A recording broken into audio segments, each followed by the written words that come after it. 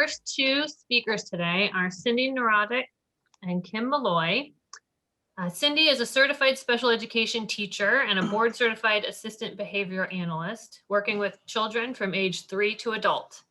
Cindy has 18 years experience developing programs and interventions for individuals with autism and other developmental disabilities in both the public and private sectors. She has extensive experience in coaching and training staff on behavioral interventions, development of behavior intervention plans, and development of individualized education programs or IEPs. Additionally, Cindy has worked with educational attorneys for families and school districts to ensure that free and appropriate public education, or FAPE, is being met. Kim Malloy has worked in special education for the last 13 years. She began her career as a paraprofessional in early childhood education and fell in love with the field. Kim worked for 5 years in a high school autism program that utilized applied behavioral analysis, or ABA, and saw great progress in her students utilizing the program. From there, she decided to become a board-certified behavioral analyst, which she completed in 2018.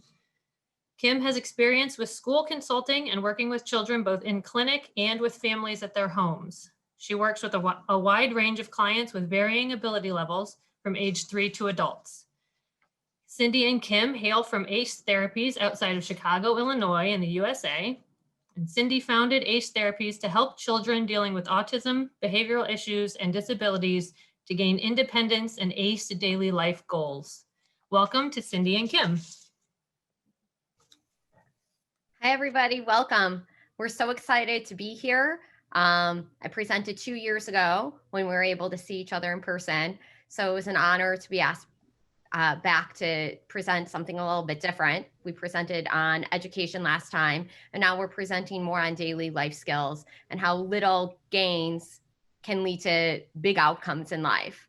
My connection to Mowat-Wilson syndrome is through a young lady in Chicago, outside of Chicago, Illinois, who I'm proud to say was one of my best teachers in life. And I learned so much from her, how to be a better practitioner and how to really understand values of families and what matters to families and will make a difference in life through adulthood. So thank you to that family and that young lady who continue to be some of my greatest teachers. And my co-presenter, Kim, that's how I met her. She was also one of this young lady's teachers. Kim, do you want to explain who you are? Yep, sorry, froze up a little bit. My name's Kim. I am a board certified behavior analyst. As in the introduction, have experience in schools in the private setting as well. And I had one of the best teachers, the young lady that Cindy and I worked with, who has a diagnosis of Mowat-Wilson syndrome. I still continue to work with her and the family, and it's amazing to see her making such great strides over the years. And just to reiterate what Cindy had said, I'm honored to be still in this young lady's life and still helping her reach her full potential. So Kim, if you want to share your screen, we can start presentation. All right, let me get in. Oh, give me 1 second.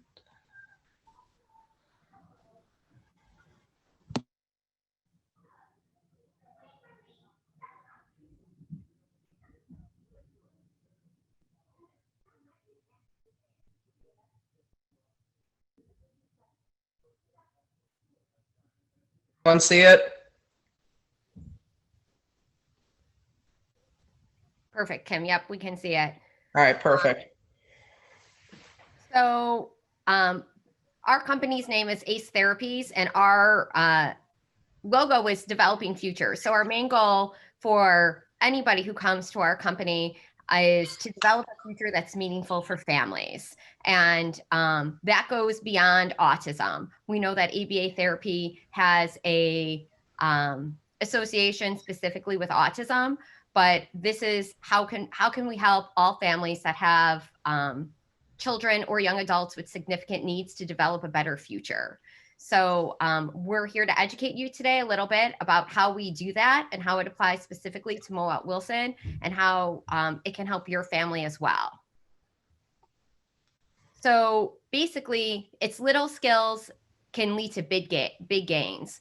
And we do that through direct teaching of essential life skills. So we look at a bigger task that may be important for your family or important for your child. And how can we break that down to the smallest element to lead to something bigger? So an example might be brushing your teeth. We may start off with just tolerating putting the brush to your mouth or tolerating the smell of toothpaste, and then just putting the toothbrush in your mouth for 5 seconds, and maybe even hand over hand toothbrushing, and then for 5 seconds, and then building on that skill until it leads to full and complete independence. So that's what we're going to talk about today, how we can look at bigger skills, break it down to the smallest element, and teach it to where it's contextually meaningful and important. We know that we could teach toothbrushing maybe in a classroom bathroom, but that doesn't make sense. And it's not going to be fluent, meaning they're not going to do the skill regularly unless we teach it in the bathroom that they brush their teeth in at home. So we are big believers in teaching things to fluency and not to a percentage. We know that many of you have IEPs or individualized education plans where we'll say, you know, Johnny will brush his teeth with 85% accuracy. Well, that makes no sense. If you don't brush your teeth with 100% accuracy every single day, you haven't learned the skill. So today we're really going to be promoting fluent skills to mastery in contextually appropriate environments. So just briefly, we're going to go over what ABA is, some misconceptions, what are some required skills that we need to teach and essential skills, how we can acquire those skills, and how we can teach them in a contextually meaningful environment.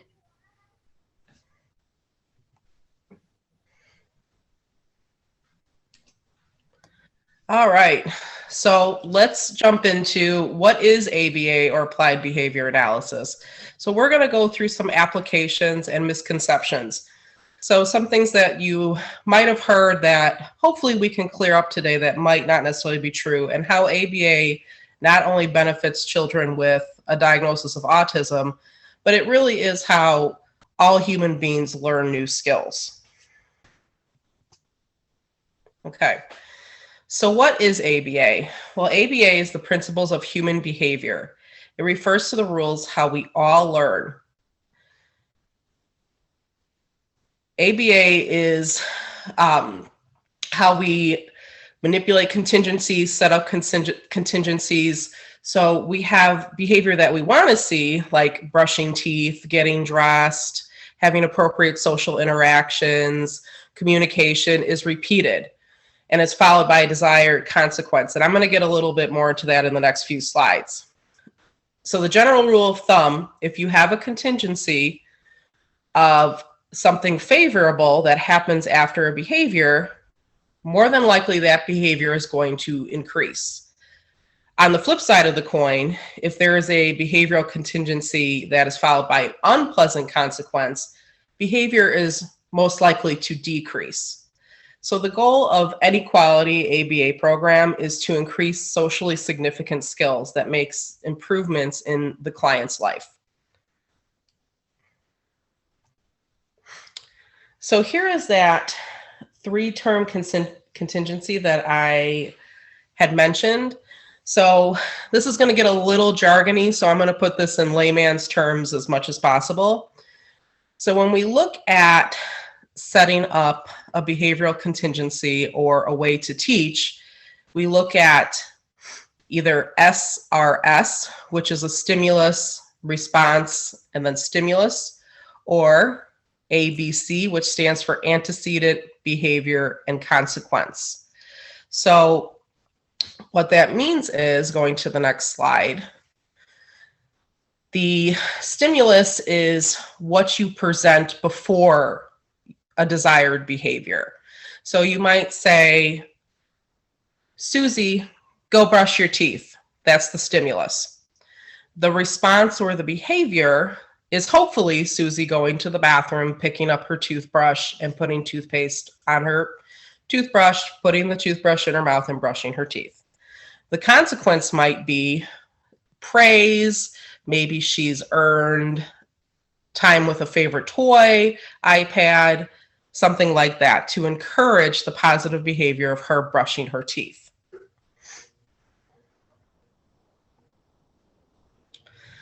So when we talk about these contingencies, we look at the antecedents, what happens before a behavior, okay? The behavior, the observable behavior, it could either be positive or negative. A lot of times in our world, when we're looking at ABC data, it's always equated with negative behavior. But this also applies to positive behaviors as well, things that we want to see more from our children. And the consequence is what happens directly after the behavior. So why is this important to mention this? Well, this contingency is how we learn new skills with the stimulus response, the operant response, so what does the child do, or the behavior, and then either a reinforcer or a punisher, and I'll get more into that in the next slide. But it's important to remember that if we can manipulate these contingencies, we can hopefully increase behaviors such as appropriate skills and decrease undesirable behavior.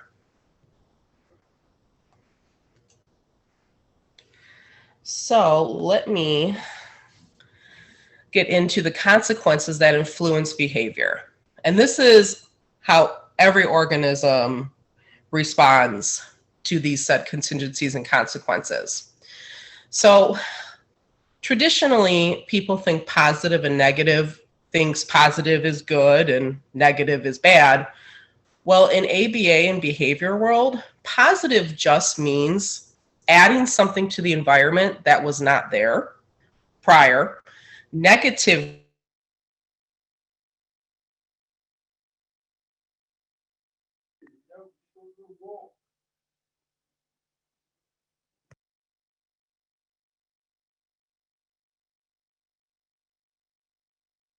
thing is a punisher if it decreases a behavior or response in the future.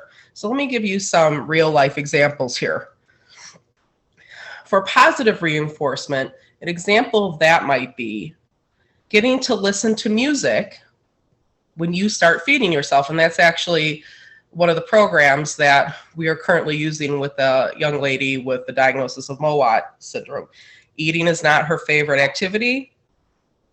So we add a stimulus, the music, to her environment to increase her willingness to feed herself.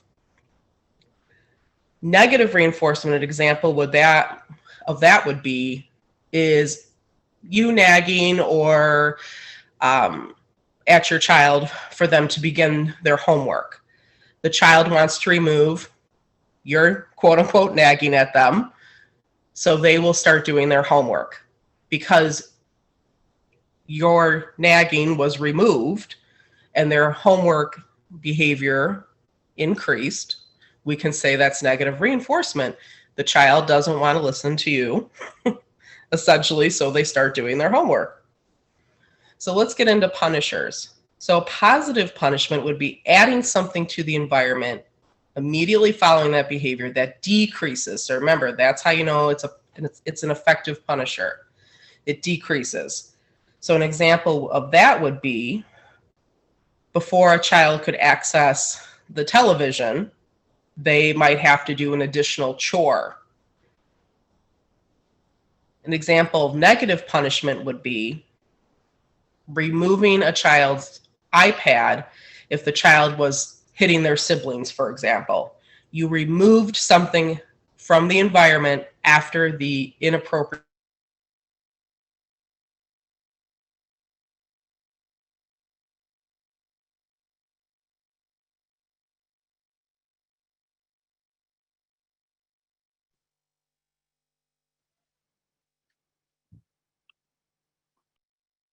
punishment procedures. Punishment procedures usually come into play if the client is engaging in a behavior that is extremely inappropriate or dangerous to themselves or others and is not responding to reinforcement procedures. But it's good to clarify, like when I talk with families, sometimes they have that misunderstanding of positive and negative, and they equate negative reinforcement to something bad. Well, it's not necessarily something bad. It's just meaning you're removing something from the environment. Okay.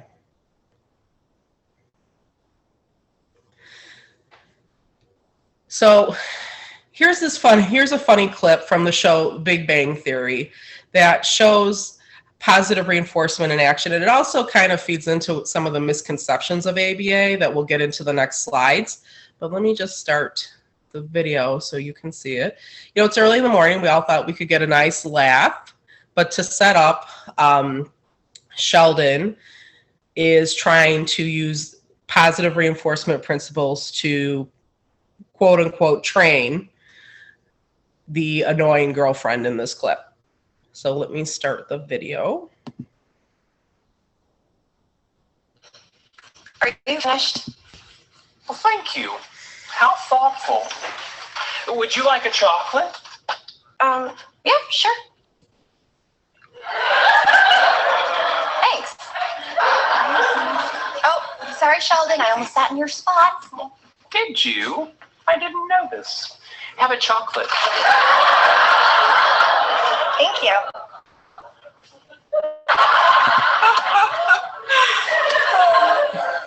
You're here a lot now. Oh, am I talking too much? I'm sorry. Thank you. Chocolate? Yes, please.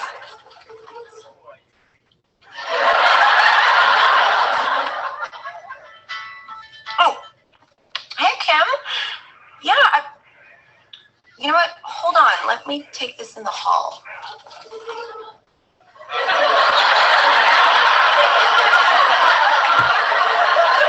You'll never guess who they got to replace.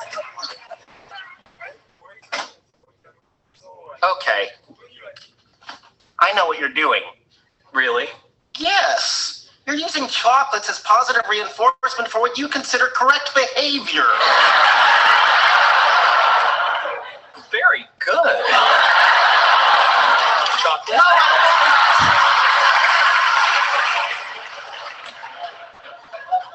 Sheldon, you can't train my girlfriend like a lab rat.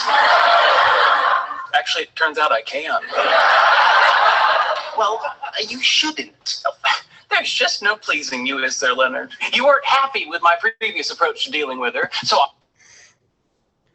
Okay, so that was just, I'm not going to play the whole video because it's five minutes long, but just to see how positive reinforcement in play. It's very exaggerated. In an ABA program, we wouldn't be doing that with any of our clients, and that actually feeds into some of the misconceptions of ABA that we're going to get into in a couple minutes. But Sheldon rewarded, added the chocolate after the appropriate behavior to hopefully increase, I'm not sure what her name is, but increasing the young lady's appropriate, or what he feels socially appropriate behavior in the future. So now we're just going to kind of go into how we view ABA and some misconceptions and how it can help your family, your child, your young adult achieve meaningful and socially significant goals. So you may have heard that ABA is just for children with autism. ABA is taught only at a table, that you're sitting at a table with a bunch of picture cards and, you know, doing simple imitations like do this, do this, do this, show me the picture of a hat, show me what a cat looks like. That, you know, we're making little robots out of individuals because we want them to be neurotypical. Or that, like you saw in the video, it wasn't adverse, but we're using bribery or adverse stimulus to get individuals to do what we want them to do. This is completely not the case in how ABA should be delivered or what will make meaningful and lasting change for your family. So today's ABA kind of goes into more of an emphasis on reinforcement of socially significant behaviors, direct teaching of skills, and transferring them into a contextually appropriate environment, learners choosing to be a participant in therapy. So this means when a child sees me, I want them running to me, not running away from me. I want them happy to come to therapy. I want them to think I'm the best person in the world and I'm going to teach them something new and it's going to be fun. So quality ABA should be televisable, meaning it could be broadcast on a TV screen, on a news channel, and it's good therapy. You would be proud to see that therapy. It should be safe. We don't want any of our learners aggressive towards themselves, aggressive towards you, aggressive towards property, eloping, meaning running away from the table.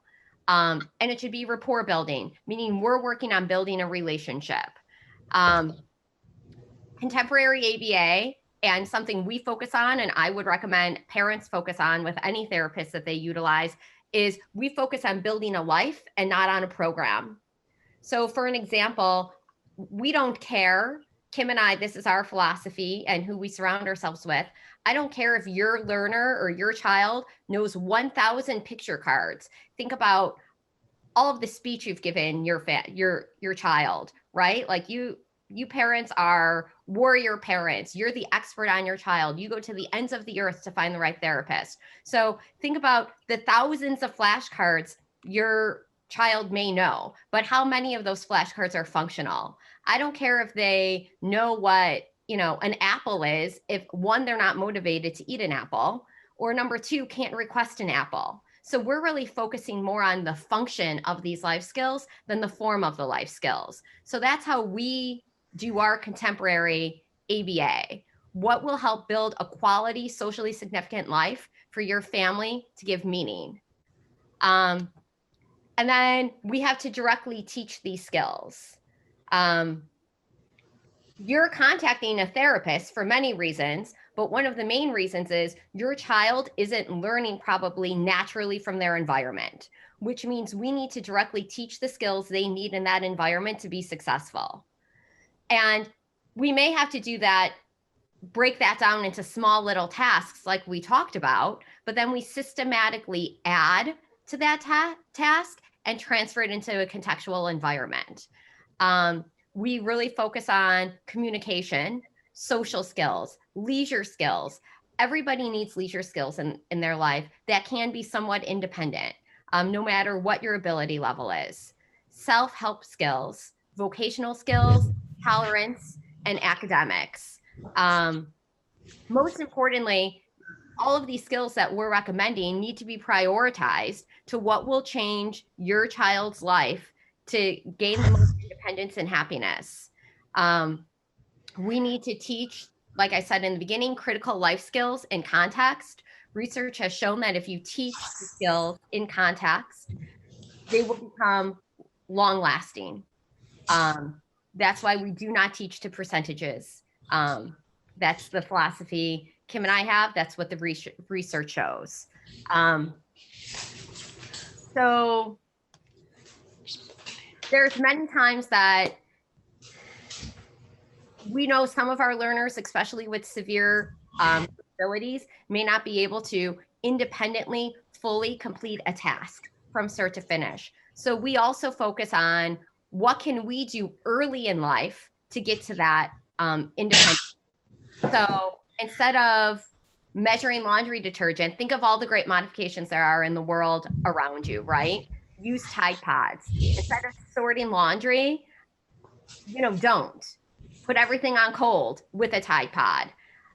Forget about the laminated Velcro schedules. We need to start using technology. Teach using a smartphone very quickly in life. They can set their own timers. They can follow a schedule. They can get directions. Cooking, use a microwave. There's so many great options now that are microwavable, and you can make that into a matching activity where they can press, 5 minutes on the microwave. Pre-organize clothes. Instead of tying shoes, use slip-on shoes. Instead of writing your full name, how about we just initial? I hardly sign my full name anymore. So we also start to think about what other skills can we teach that will lead to independence. And one of the ways that we do this is through an assessment, knowing what to teach is important to your family and your kids. How do you know what's important? How do you know the life skills your child has and they don't have? So we use an assessment called the Essential for Living, and it was written by three people, Dr. Patrick McGreevy and Troy Fry, and a speech path.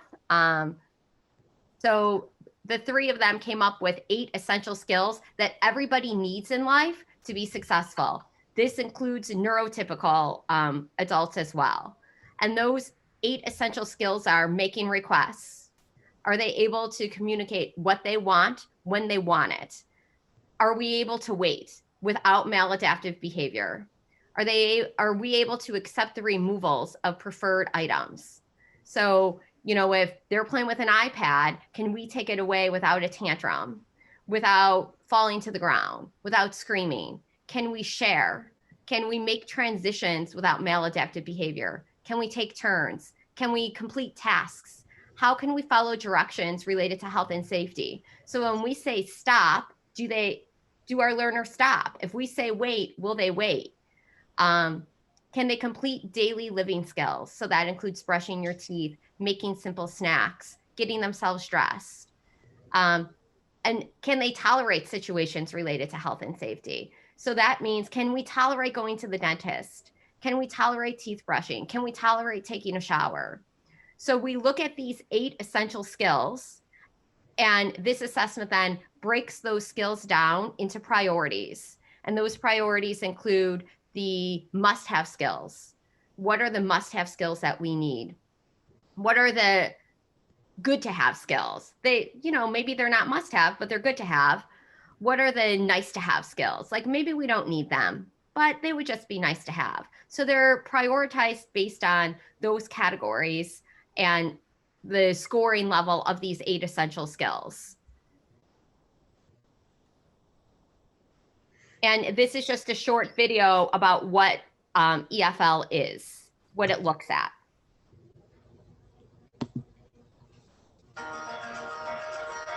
Many children and adults with moderate to severe disabilities, including but not limited to autism, struggle to learn functional skills, such as communication, daily living, and tolerating skills, skills that will matter in their adult lives. Essential for Living is a comprehensive curriculum, assessment, skill tracking instrument, and practitioner handbook designed to help teachers, speech-language pathologists, and behavior analysts teach functional skills and manage problem behavior. EFL includes 3,000 skills and focuses on the essential 8 skills that are necessary for effective adult living. These include expressing your needs and wants, waiting, accepting no, transitioning, responding as a listener, tolerating commonly occurring situations, and avoiding hazardous ones. EFL also focuses on communication and language skills by helping those who are nonverbal find an effective alternative method of speaking that lasts a lifetime. The communication, language, and functional academic skills in EFL are also linked to the Common Core State Standards. EFL is more than just a list of skills. It's when and how to teach those skills. And it's how to track small increments of learner progress often experienced by learners, especially those with severe handicaps. Join the ranks of school districts, private schools, ABA programs, and supported living communities that are effectively using Essential for Living to improve the lives of their students and residents. Visit our website to learn more about Essential for Living. Then give EFL 2 weeks and get a curriculum for a lifetime.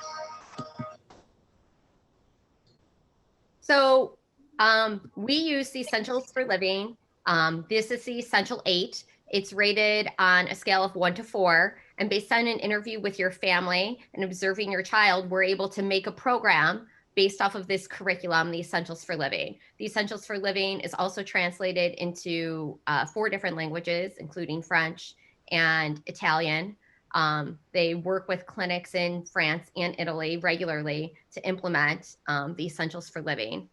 But we really use this curriculum to drive all program for our learners with significant needs. And I know that there's a wide range of ages in the audience, but I like to tell my 4-year-old clients, I'm working with a mini adult. We're all working with adults. Those 4-year-olds are going to grow up to be 18-year-olds, 20-year-olds, and we need to start planning for the future now, not when they're 18. So what skills do we need to teach to get them to be happy, relaxed, engaged, and independent? And that starts at age 4. So this is how we design all of our programming wrapped around the essentials for living. And we break down those skills into smaller parts. So Kim has done this very nicely with our young lady with Mowat-Wilson Syndrome right outside of Chicago. So she's going to explain how we teach these essential skills and what a daily program would look like. Okay. So now that we've introduced you to some of these crucial life skills that every learner needs to have, neurotypical and learners with a diagnosis. So how do we teach these life skills? Well, a lot of these skills need to be directly taught to our learners, as we can't always expect our children to glean skills from the environment, and that even goes to neurotypical children as well. We can't always expect children what to do and how to do things. So we have to be there to break down a skill, demonstrate the skill, model the skill, and sequentially teach the skill. So I've broken down in the next few slides where to begin in your programs, but also in language skills. What skills are we looking at? Social skills. What skills are we looking at? Self-help, vocational, things like that. So where do we begin? Well, first off, we want to focus on the areas of need based upon observation, assessments, and client interview. Social validity is so important when creating a quality program for your child, because yes, a professional is going to come in and say, well, your child needs, skill A, or they need to do more of this or less of this, etc. But at the end of the day, what matters most to you and your child? What is going to lead to happiness, independence, joy from you and your child? So when Cindy and I meet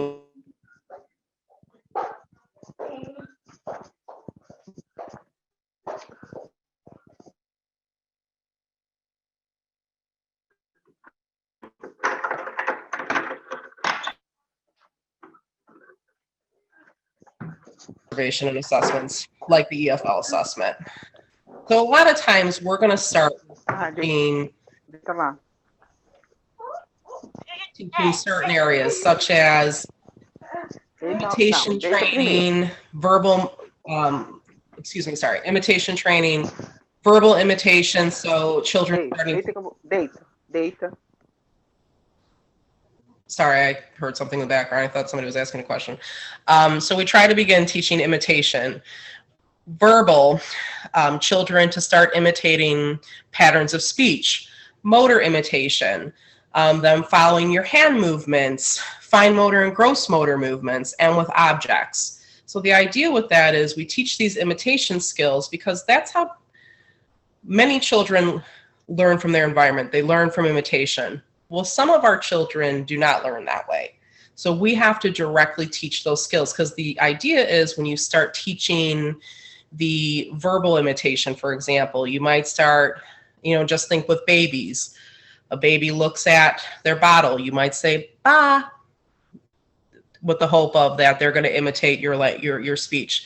They go ba, then you go ba ba, then ba tul, and carrying on like that. Imitation with objects. If you're teaching in play, stirring a bowl with a spoon, that would move into bigger skills such as meal prep, things like that. When we're looking to start off, we also want to make sure that we're looking at the whole child, We want to look at language, social, their play skills, self-help, as they all intertwine with each other. We also want to give children a way to reliably be able to make requests. What modality of communication is most appropriate and comfortable for them? Right from the beginning, we want to teach our learners that language has power. We want to teach requests. Choice making is imperative, or in our world, we call it man training. One way that we start a program when Cindy and I go in, we call what's sanitizing the environment. We don't make items as easily accessible to our learners to encourage those natural opportunities for them to make requests.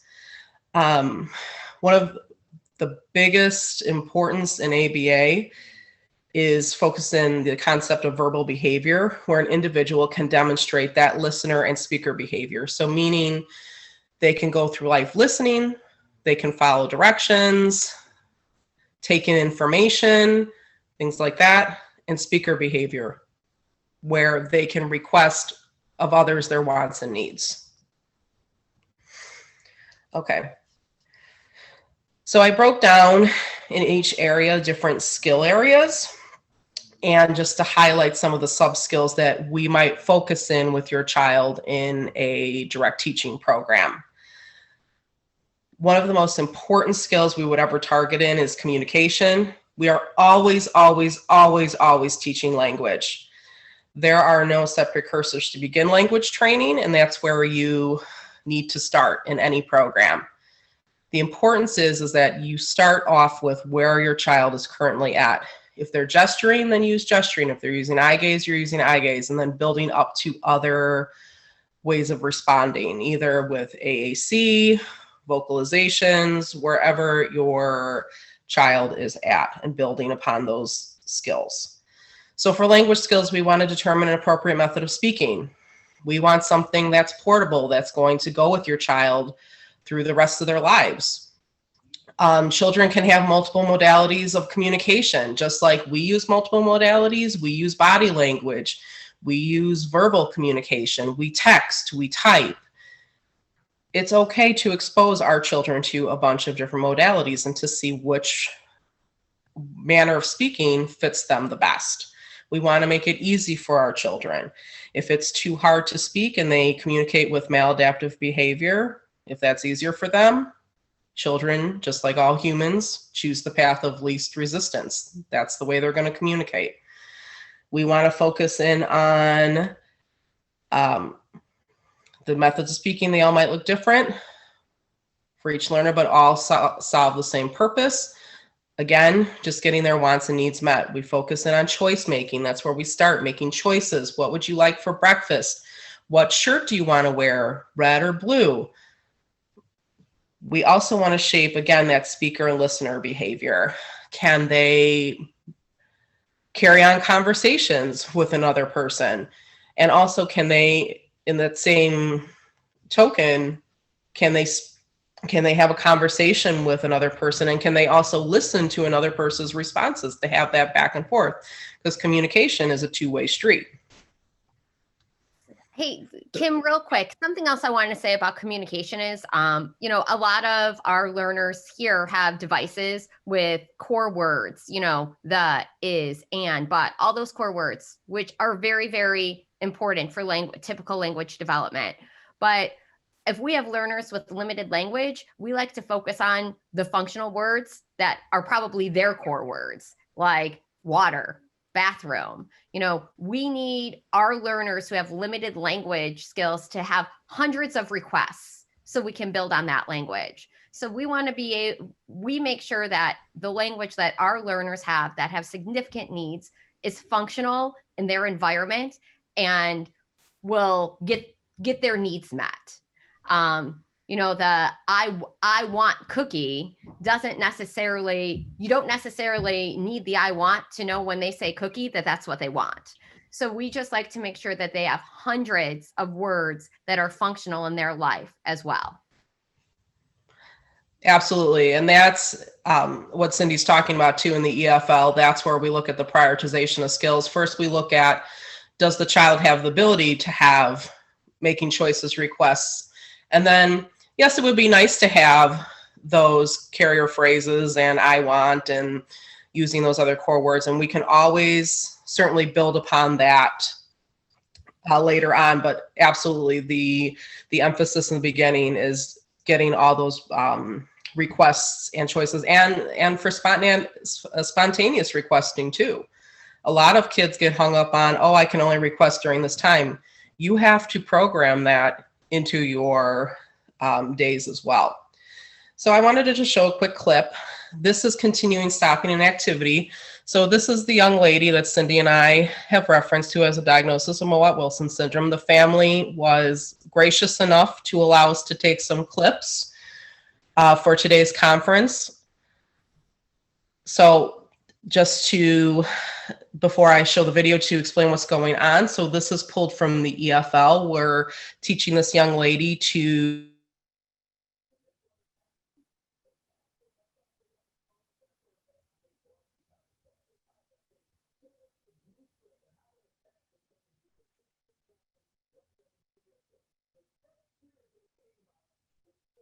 So I'm just going to show it really quick. All right, Lizzie, look. Because we're getting a little short on How time much here. cream I gave you.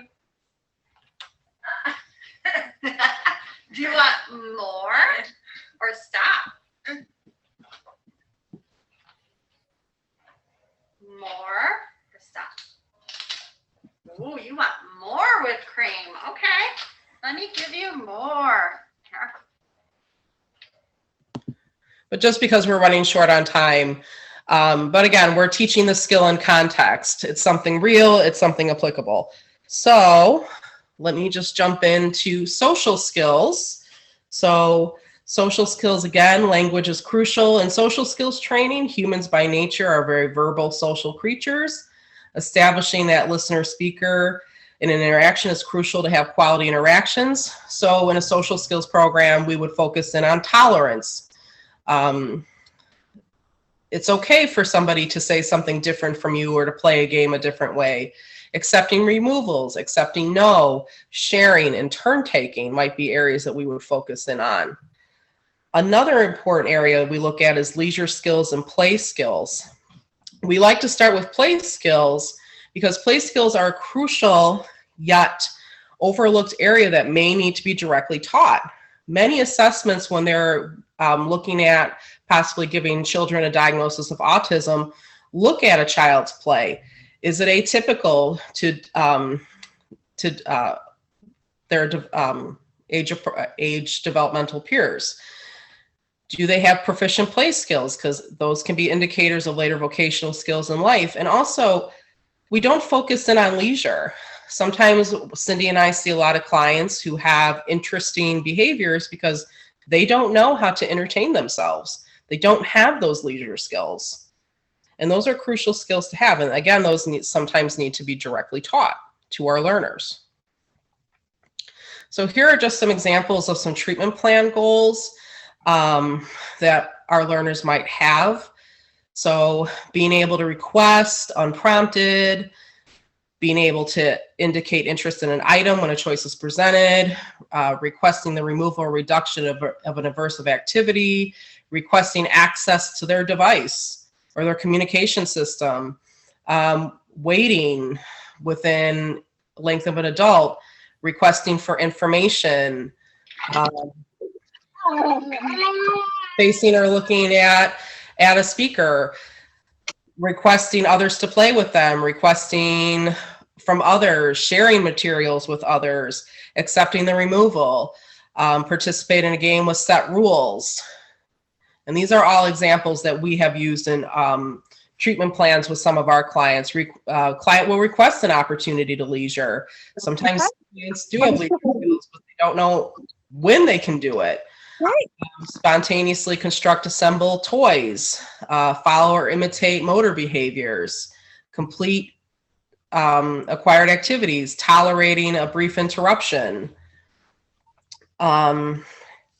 And then that goes into some self-help skills. Self-help skills can include, but are not limited to, dressing, grooming, morning, bedtime routines, meal prep, hygiene, etc.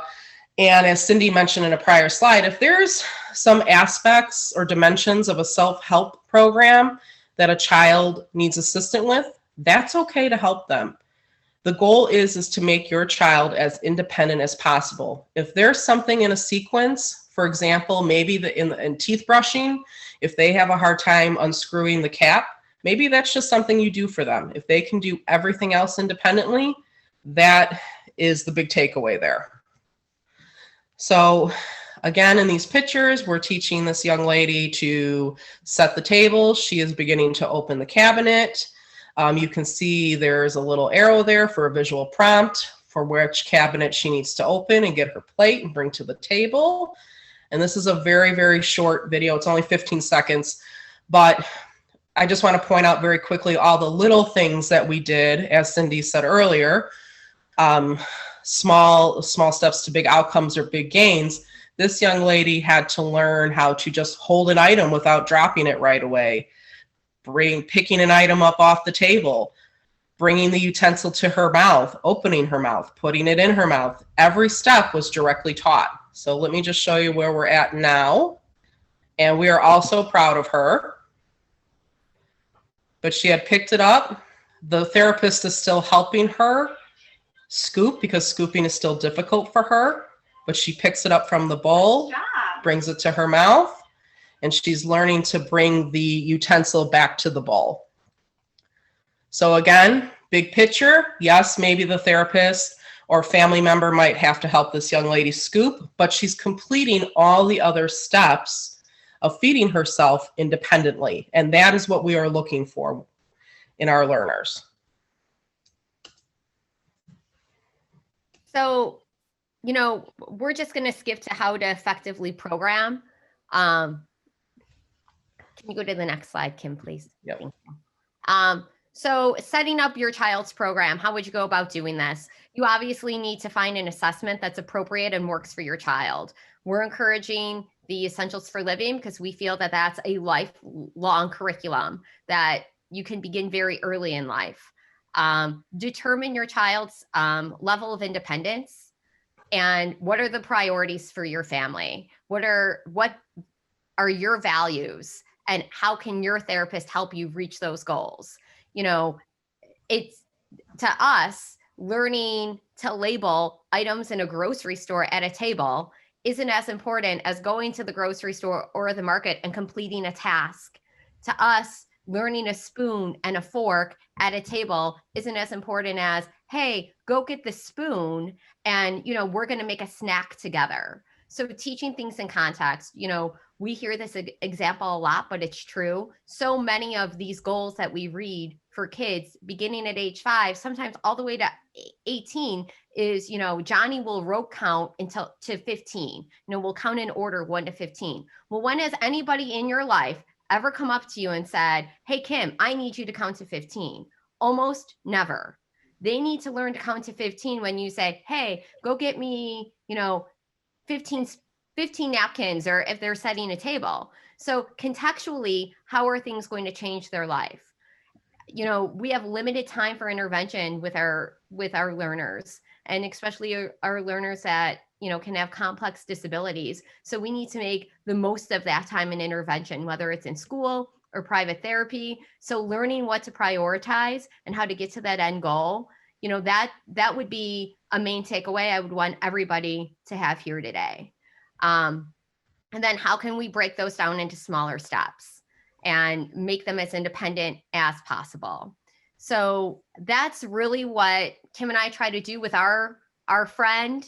Happy to call you a friend, Miss Liz. We love you, but our friend and our learner with Mowat-Wilson syndrome. And we hope that, you know, you kind of can take that back to your therapist, your families. At the end of this presentation, we have our email addresses. So if you have any questions, feel free to reach out to Kim or myself about programming. Does this seem right? Is this on the right track? Are they off base? We'd be happy to touch base with you and consult.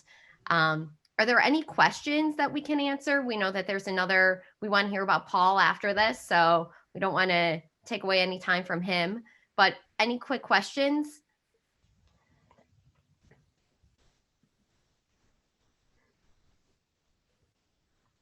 We've had a couple of questions in the chat here. One was about finding ABA therapy in Argentina. Mm. Do you have any advice for that?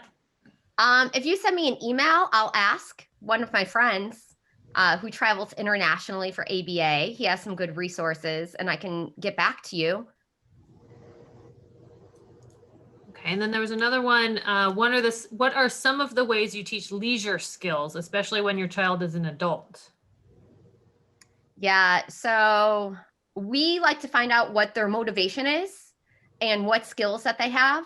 So, if it's the iPad, I'm just using an iPad because that's what a lot of adults can do by themselves. We try to find apps that are reinforcing. We like to see if they can access it independently. Something Kim and I also like to encourage families to do for leisure skills is what basic games can you play together as a family? Because that's a way you can encourage language and sharing and taking turns. We are also big believers in exercise, especially, our kids and young adults that have physical issues. So how often are they walking? Can we increase those steps? Do they need to learn to ride a bike? So we like to look at the goals of the family and the ability level of the learner, and then match appropriate leisure and rec skills from there. What device do you recommend most often for a beginner? Oh, that's a loaded question. That's a hard one. Wow. What device do I recommend for a beginner? It depends on the learner. I like touch chat, but I think first I would want to look at more of their vocal profile. So can we shape any beginning sounds? Do they have any vocal language? Do we need to start with pictures? Can they carry the device? Because a device is only as good as the portability of it. So if they don't have frequent access to it, we need to look at multi-modalities. I hope that answers the question. No vocal language, which device? Okay, I just saw that in chat. Kim, I would probably start with touch chat. Yeah, I think touch chat is the most common one, at least that we've seen. And maybe going from there. But I think also it would be good to loop in if you have a speech pathologist that you're working with, or an assistive tech specialist. They would probably be better suited to answer that too. Taking into consideration if there's any physical needs or adaptations that need to be made. And there's nothing wrong with starting with pictures. Having choice boards up in your house for, preferred snacks by a cabinet, preferred videos by the TV, even if it's something as simple as Netflix, like having them give you a Netflix picture. So, even our learner, Liz, she has choice boards up in her house and she has a very dynamic communication system. So there's nothing wrong with using multiple modes of communication, even starting with pictures. Yep. And some families too, depending on the physical ability of your children, even if they can't do sign language as it's supposed to traditionally look, so a lot of families will do adapted sign. So if your child is able to do that as well, to make approximations in sign language. And, this is a different disability, but we work with a young girl who has Rett syndrome, which, is similar characteristics to Mowat-Wilson. And, she has very limited communication, and we're working just on basic pictures with her as a young learner right now. And it's going great. And we're building to her device. So, using pictures sometimes is a smaller step to get to a more dynamic device. So, just keep that in mind as well. So even if your child isn't a device user now, doesn't mean they're not going to be one. So, break it down to what are you trying to get them to communicate? What's the function of that communication?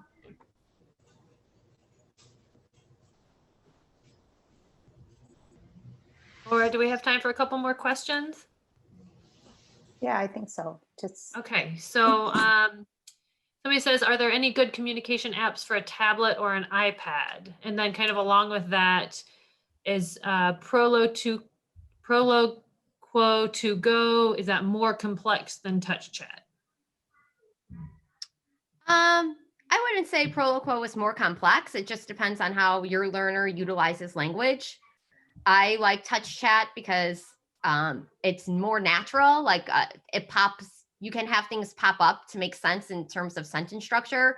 Proloquo is more category based than Touch Chat. So it's just like a learner preference, I think, more than anything. But Proloquo and Touch Chat are both apps to answer the second question.